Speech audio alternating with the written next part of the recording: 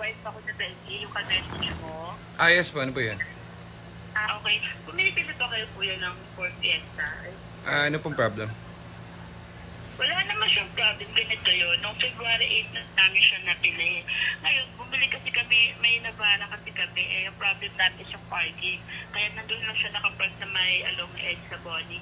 Diyan lang sa may yan. Doon lang siya nakapark ngayon. So, ang problem natin is yung park.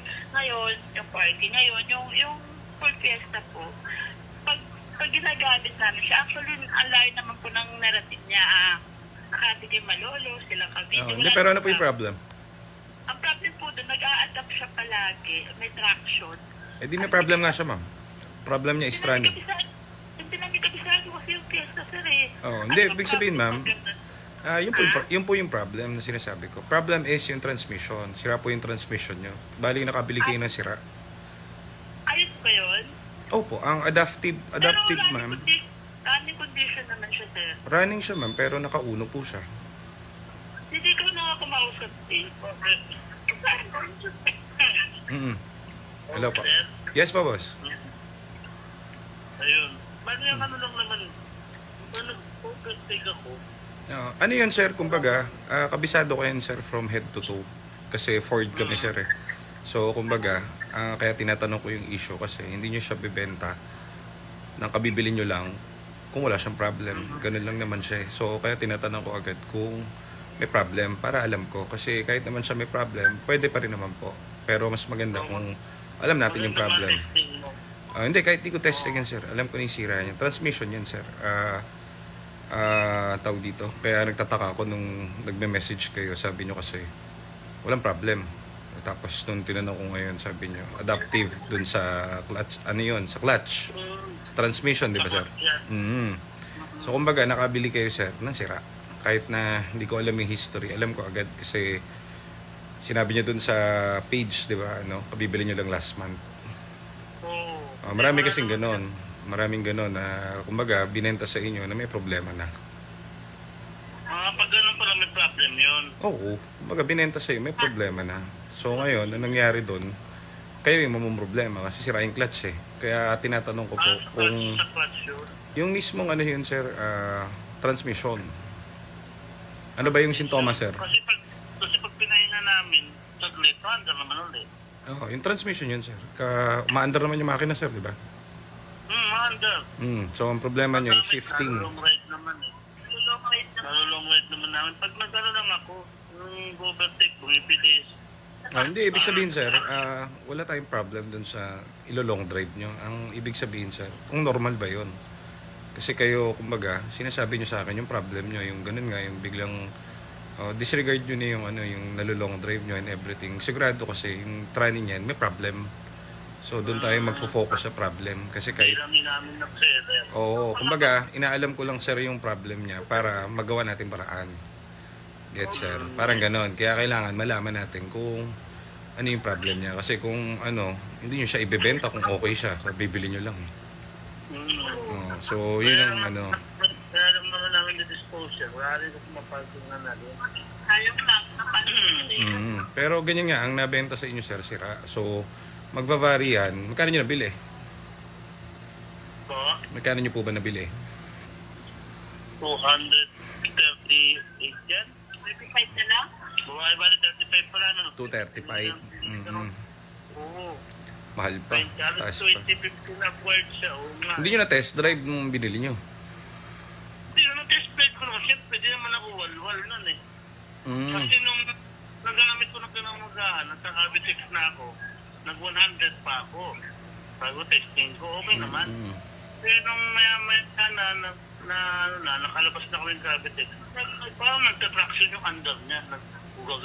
Naka-limp mode kayo, sir. Kumbaga naka-20 na lang yung takbo nyo. Oo, parang may hinto na ewan. Ayun yung ano, makaka-long drive nga kayo niyan, pero 20 lang po yung takbo nyo. So, yun ang problem dyan. Sira yung, ano, yung buong transmission niya. Ngayon, so, ano yun, major problem yan. Kaya tinatanong ko po kanina. Kasi kung plano nyo siya i-dispose, mas maganda, isasabihin nyo yung ano niya, yung kumbaga, i-disclose nyo yung issue niya. Para hindi nyo na mahabol yung ano, yung binalan nyo. Wala na, no? Wala.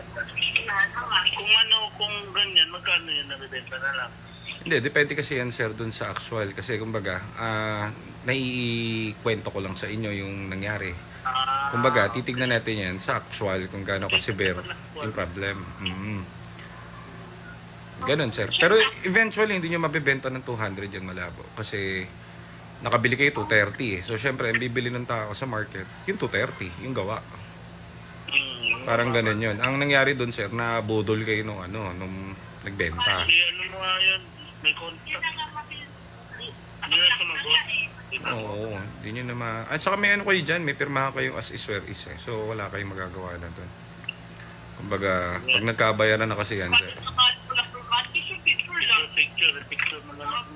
No, kahit kasi as is where is nyo yan, wala. Ganun at ganun talaga pag second hand sir. Kaya kailangan dyan, talagang nagsama dapat kayo ng mekaniko talaga na nung tinignan nyo. Maraming ganyan sa amin na nagbebenta. So, kumbaga, isa lang kayo sa mga ganun na nabentahan ng sira. May problema. So, sige sir, schedule na lang natin. Malapit lang naman. Baka tomorrow, if ever. Silipin namin. Tingnan natin kung gaano ka severe yung problema ng fiesta niya. Tapos, tingnan natin kung magkasundo tayo sa price. Sige.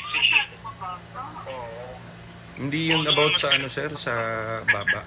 Kumbaga, about yun dun sa, kunwari ako may 200 ma'am, hindi ko bibilin yung hindi umaandar, yung sira. Siyempre doon ako sa gawa ma'am, walang bibili nun. So, titignan natin yan kasi puro Ford yung handle namin. Siyempre kami yung mas better na makabili kasi handle namin siya. Kumbaga,